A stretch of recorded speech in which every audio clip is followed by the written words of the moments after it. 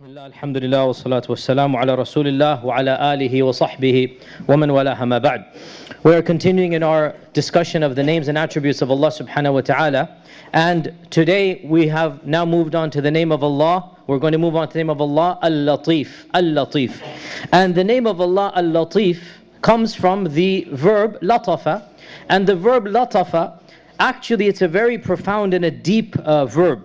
And it has multiple connotations, but the primary meaning of this verb is the lightness of being and presence. To not make your presence even known. To be very discreet and not show. It's a very hidden type of presence. And we see this verb manifested in Surah Al-Kahf in the story of the sleepers of the cave. Remember, they went to sleep for 300 plus years. And they woke up and they didn't realize how long they had slept. And Allah says that their leader said to them, here, take this money, take this waraqa, take this money, and go to the city, وَلْيَتَلَطَّفْ, and be latif. So from this, everybody can understand what is the meaning of be latif. وَلْيَتَلَطَّفْ, be very careful, nobody recognizes you, be discreet. Go and make sure nobody, you're not the center of attention. Do what you need to do without making your presence felt. This is the actual meaning of latafa, the primary meaning of latafa. And there's also a connotation of being aware. So when he is being sent to the city, he's being told, see what's happening, get the pulse of the community, and bring back that information without your presence being known to the people. Okay, so we see the verb وَلْيَتَلَطَّفْ being used in its actual meaning here. So when it comes to Allah Azza wa Jal being al-Lateef, there are two meanings, both of which complement one another. The first meaning, al-Lateef, is the one who is aware of the hidden affairs. Al-Lateef, the one who knows the hidden. And this has the connotation, as we said, of the person going and seeing what's going on in the community without them being aware. So Allah is aware of our secrets, even though we might not be aware we told anybody. We're hiding what we want to hide, but al-Lateef is aware of those hidden secrets. This is the first meaning of al-Lateef. And the second meaning of al-Lateef goes back to being discreet as you go about doing what you need to be done. And when it comes to Allah subhanahu wa ta'ala, it has a very beautiful meaning. Al-Lateef is the one whose mercy reaches you in manners you don't even understand. Al-Lateef is the one who shall bless you and you don't even know you were blessed. Al-Lateef is the one who shall take care of your affairs without even you understanding that your affairs have been taken care of. Because that's what al-Lateef implies. That the rahmah will come and you don't understand where or how, and you might not even recognize the rahmah until afterwards you look back and you realize, oh, that was such a blessing that occurred to me. So this is the meaning of al-Lateef. And in the Quran, Allah is described as the proper noun al-Lateef 5 times. 5 times. The proper noun al-Lateef. And by the way, take this as a rule of thumb. Anytime the proper noun occurs in the Quran, it is one of the 99 names of Allah. Okay, remember there's a bit of a confusion going on, and inshallah towards the end I'll clarify again so that everybody understands. Allah's names are how many? Who can remind me? Infinity, unlimited. Allah's names are infinity. We don't even know. Of those infinite names, the Quran and Sunnah comes with hundreds. Hundreds. If you were to sit down and compile a list in the Quran and Sunnah, from the verbs, from the adjectives, from the descriptions and from the proper nouns, you get hundreds. From those hundreds, scholars have to extract the prime 99. Is that clear? Right? So, anytime a proper noun, as-Sami', al-Basir, al-Ghafur, al-Rahman, occurs in the Quran, clearly not only is it a name, it is one of the 99 names. The proper noun.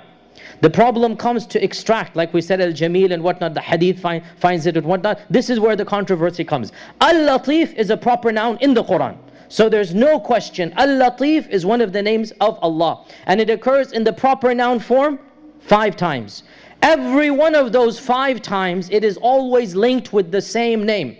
Every time the proper noun occurs, it's always linked with the same name. And that is, who can tell me? Oh, Hafidh of the Quran, Hafidh of the Quran. Al-Lateef al-Khabir. Al-Lateef al-Khabir.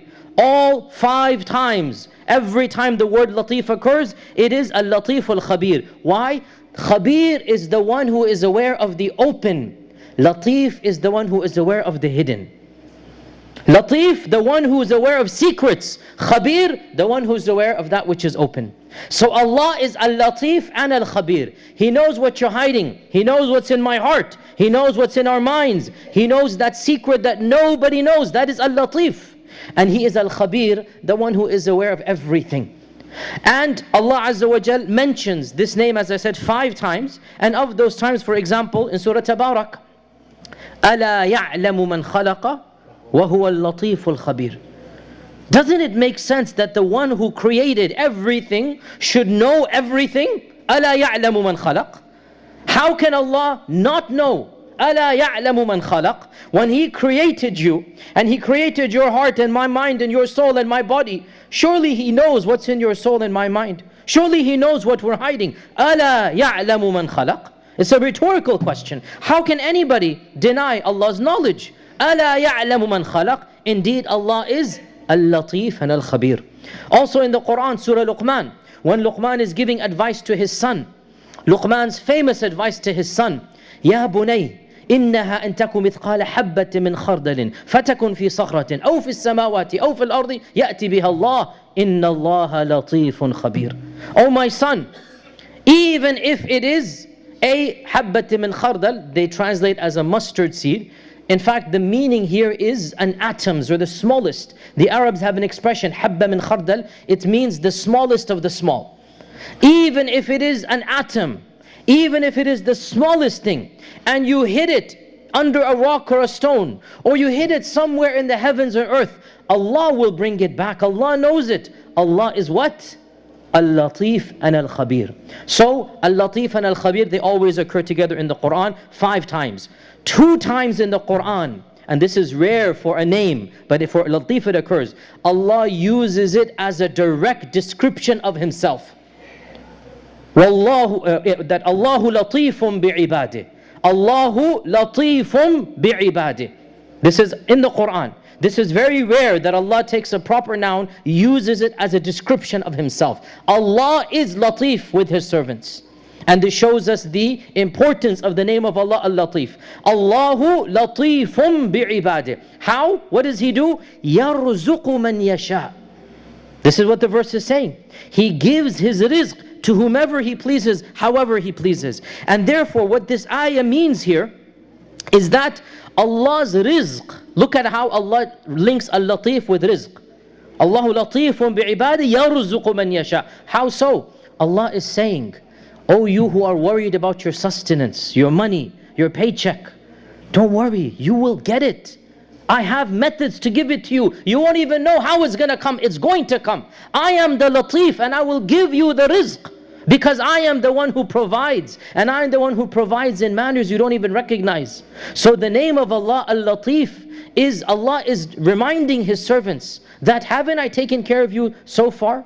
Didn't you get to where you are now? And you were stuck so many times, but you got out of that because my lutf managed to reach you from ways you never expected.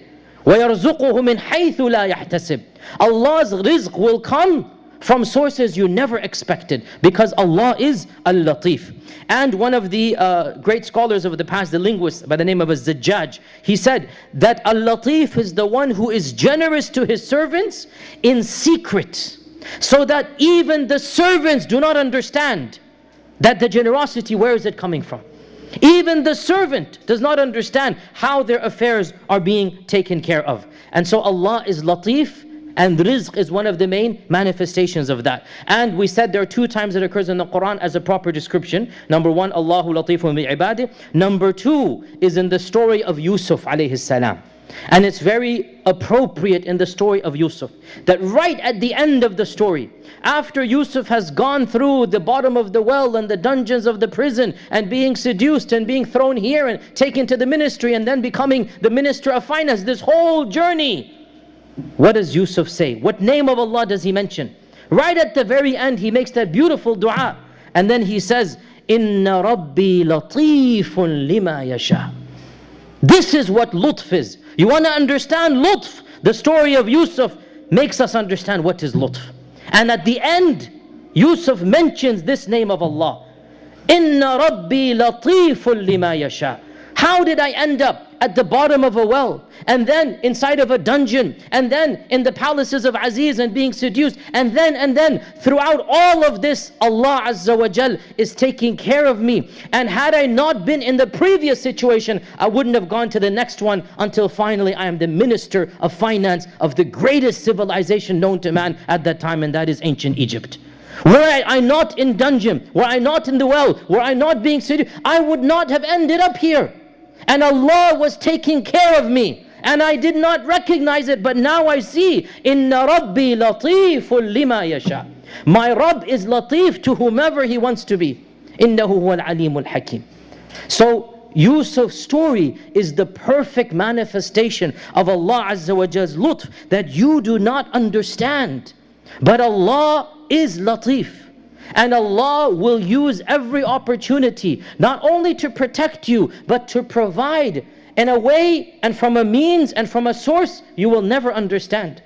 And if you put your trust in al-Lateef, then all of your affairs will be taken care of. So the name of Allah, al-Lateef, is used for many purposes and reasons. Primarily, the name of Allah, al-Lateef, it should bring about both a fear and a hope. It's one of those names that has two meanings. They're both complementary. As for the meaning of fear, we should be fearful of al-Lateef, who is aware of our secrets. Al-Lateef is aware of our hidden. And the hope, al-Lateef is the one who shall gently protect. Because we said one of the meanings of lutf is to be not visible, not harsh, to be very gentle. Allah will gently protect, discreetly protect. Protect without even us realizing He's protecting. Provide without even us seeing where the provision is coming from. This is al-Lateef. And so we use the name of Allah, al-Lateef, especially in distressing circumstances. Ya Lateef, you see my situation. Ya Lateef, you see where I am. I need your lutf.